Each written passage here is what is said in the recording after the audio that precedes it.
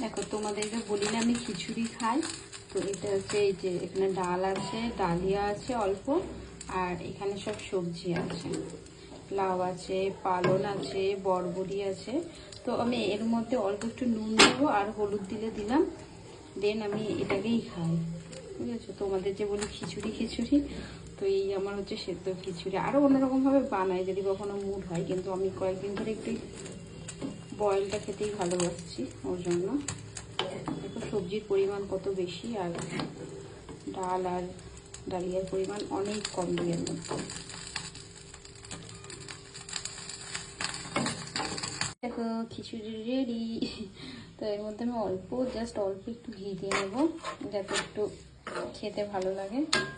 তো দেখো পুরো রেডি, এই হচ্ছে খিচুড়ি।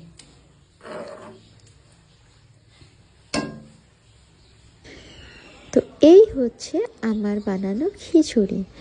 তো তোমরা এরকম সেদ্ধ খেতে পছন্দ করো কিনা জানিও আমায় কমেন্টস করে, আর ভালো লাগলে একটু প্লিজ শেয়ার করে দিও।